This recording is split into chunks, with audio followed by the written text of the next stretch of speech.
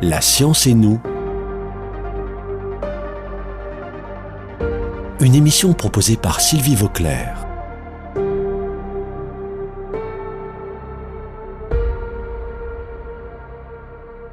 Tout le monde a plus ou moins entendu parler de ce mot attribué à Hubert Reeves. Nous sommes des poussières d'étoiles. Cela signifie que nos corps sont formés d'atomes dont les noyaux atomiques, existaient déjà dans les étoiles avant la naissance du Soleil et de la Terre. Ces noyaux d'atomes se sont réellement formés à l'intérieur des étoiles, grâce aux réactions nucléaires qui s'y produisent. Mais il n'y a pas que nous qui sommes faits d'atomes. C'est le cas de la Terre elle-même tout entière et de tout ce qui nous entoure. Et dans notre civilisation technologique contemporaine, certains de ces atomes sont devenus stratégiques. On appelle ainsi tous les éléments atomiques qui sont devenus nécessaires à notre fonctionnement sociétal et dont nous ne pouvons plus nous passer. On peut penser au lithium de nos batteries par exemple, et à tous les métaux qui entrent dans la conception d'objets, comme nos téléphones portables et bien d'autres encore. Tous ces atomes sont présents sur Terre, en quantité limitée. Ils sont sous forme de composés moléculaires, des sels par exemple, ou des minerais, qui peuvent être très complexes et qui nécessitent des processus spéciaux d'extraction.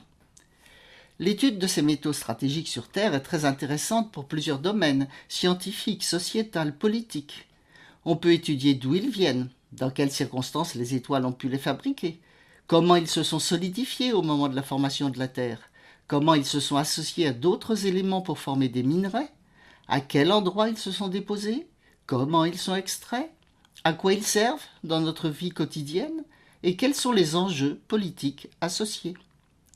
J'ai avec moi pour parler de tout cela Alexandre Martiel, qui est journaliste et qui navigue dans les sphères politiques depuis de nombreuses années, comme chef de cabinet auprès de maires de grandes villes, comme attaché parlementaire et autres fonctions importantes.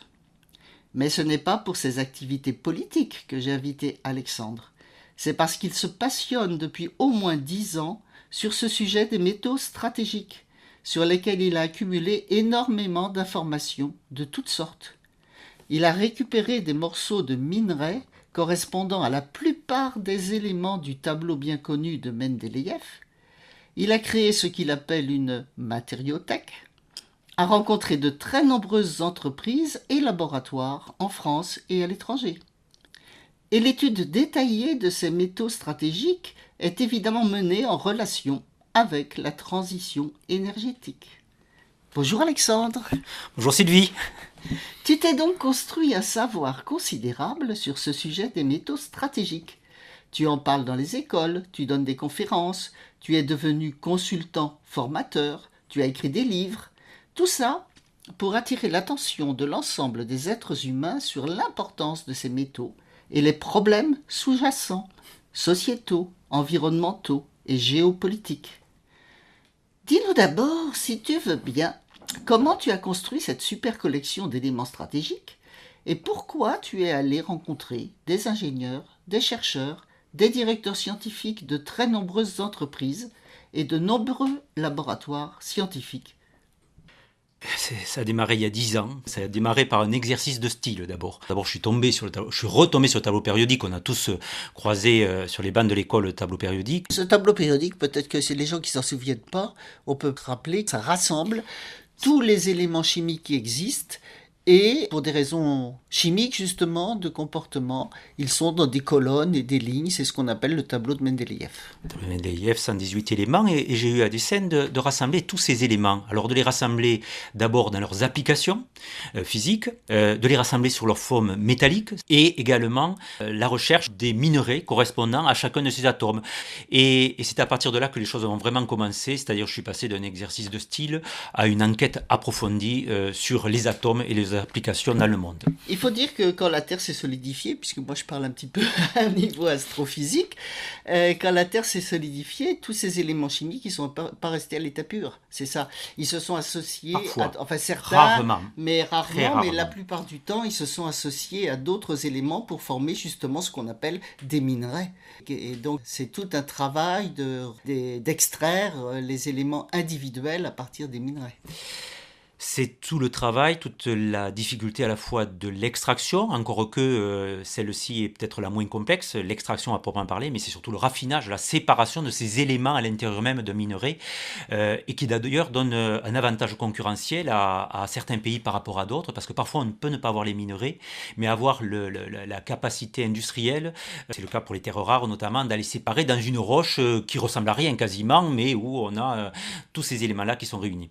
C'est pour ça que tu es allé voir des entreprises. Ce sont des entreprises qui travaillent à extraire des éléments ou Alors, quelles sortes d'entreprises et quelles sortes de laboratoires tu es allé voir? Alors, si je puis me permettre, tous les univers, parce que d'abord j'ai été sur tous les secteurs d'activité stratégiques, pour le coup stratégiques, aussi bien ceux bien sûr de l'énergie que ceux du nucléaire, que ceux du militaire, que ceux de l'électronique. Aujourd'hui je prépare une conférence sur l'intelligence artificielle et les métaux stratégiques, donc j'ai été à la rencontre un peu de tous les secteurs d'activité, et de l'amont à l'aval, si j'ose dire, c'est-à-dire à la fois de l'industrie minière jusqu'aux entreprises qui vont utiliser tel ou tel élément dans leur technologie. Donc ce qui m'amène aux entreprises, pour être très clair, et ce qui m'amène au laboratoire, c'est ce tableau périodique qui me sert quotidiennement de veille stratégique à l'échelle mondiale. L'objectif dans ma démarche, c'est de faire toucher du doigt la réalité, mais également d'aller voir ce qui se cache derrière l'objet ou le matériau, c'est-à-dire concrètement quels sont les atomes qui le constituent. Alors, ce que je trouve intéressant pour les gens, c'est de leur montrer de quelle manière, dans des objets qu'ils utilisent en permanence, il y a des métaux, éventuellement des métaux un peu rares, enfin difficiles à trouver sur la Terre, difficiles peut-être à extraire, et dont ils ont absolument besoin. S'ils n'avaient pas ça, disons absolument besoin, dans notre fonctionnement sociétal actuel. Alors, on peut parler du téléphone portable, peut-être? C'est le plus connu et le plus facile, si j'ose dire. On peut parler véritablement de vitamines, c'est le terme qui est utilisé par les experts. Vitamine? C'est ce qui permet à votre téléphone au téléphone portable, ce qui permet au téléphone portable d'avoir toutes les fonctionnalités qu'on utilise au quotidien, aussi bien l'écran Tu parles produit. de l'écran tactile. Alors le fait- l'écran tactile, c'est- l'écran non. tactile par exemple, derrière l'écran tactile, il y a un conducteur transparent qu'on utilise notamment l'indium, qui est un élément stratégique qui permet de créer ce qu'on appelle exactement une molécule d'ITO, indium titane oxyde, et qui permet donc d'aller détecter le passage du doigt. Par exemple, c'est un exemple classique qu'on retrouve dans tous les écrans et qui a fait exploser la demande évidemment d'indium dans le monde entier. C'est un phénomène électrique. C'est un phénomène électrique, c'est un phénomène qui est connu depuis la fin du 19e siècle. Et les recherches ont permis d'avancer notamment dans les années 50 et qui aujourd'hui est un matériau très courant dans la conduction qu'on va qualifier de transparente, avec quelques concurrences aujourd'hui, notamment avec le graphène et d'autres matériaux. Mais voilà, on pourrait parler longuement de ces sujets-là.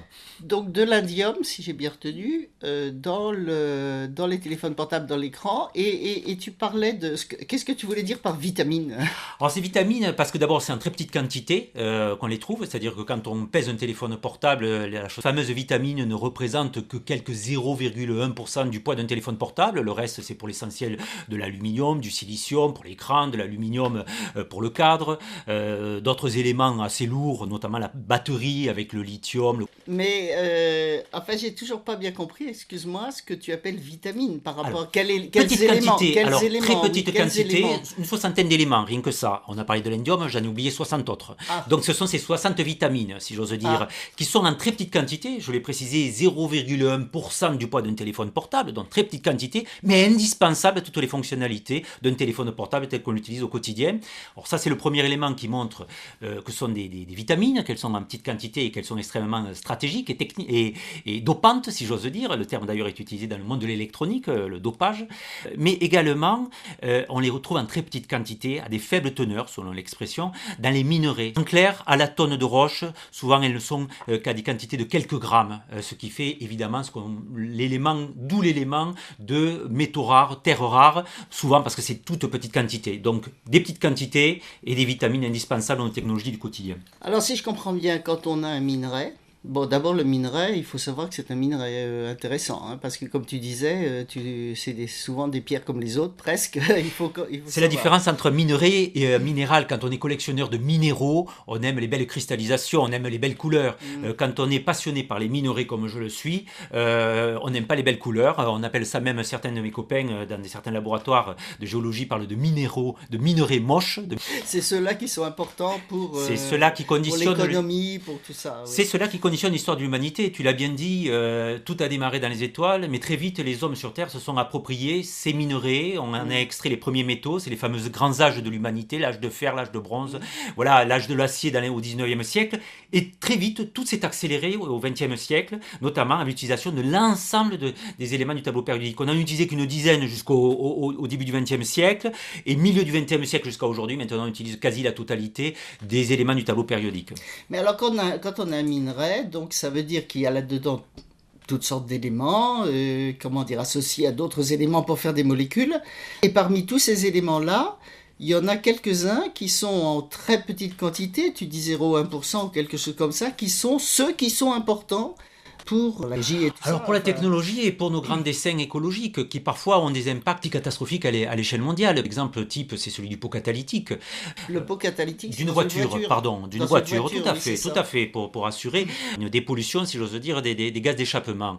Bien, ce pot catalytique est une alumine, donc une céramique, donc on a déjà l'aluminium qui apparaît déjà, mais surtout c'est une alumine, donc nid d'abeille, comme on dit, qui est imprégnée de platinoïdes, c'est-à-dire on connaît ces mots, platine, rhodium peut-être pour ceux qui achètent de très beaux bijoux, ruthénium et palladium et autres platinoïdes du genre. Eh bien, ces éléments platinoïdes sont à un moment donné extraits de minerais, en effet, où le pourcentage, prenons cet exemple-là parce qu'à dessein, je le choisis, un pot catalytique, c'est à peu près 4 grammes de platinoïdes en moyenne, une tonne de roche, 12 grammes. Donc, avec une tonne de roche, on peut imprégner seulement 4 pots catalytiques.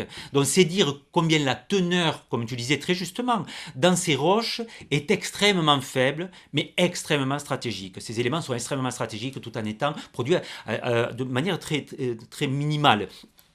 On ne peut pas comparer, par exemple, le monde des terres rares, où on produit à l'échelle mondiale 280 000 tonnes, avec le monde du fer, où on produit plusieurs milliards de tonnes, ou le cuivre, où on produit plusieurs millions de tonnes. On doit être autour de 30 millions de tonnes de mémoire. Voilà, ou l'aluminium, 60 et quelques millions de tonnes, à l'échelle mondiale, évidemment. Eh ben, c'est passionnant, on arrive à la fin de l'émission, donc on va continuer la semaine prochaine. On a encore beaucoup de choses à raconter. Donc merci Alexandre, à la semaine prochaine. À la semaine prochaine, merci Sylvie.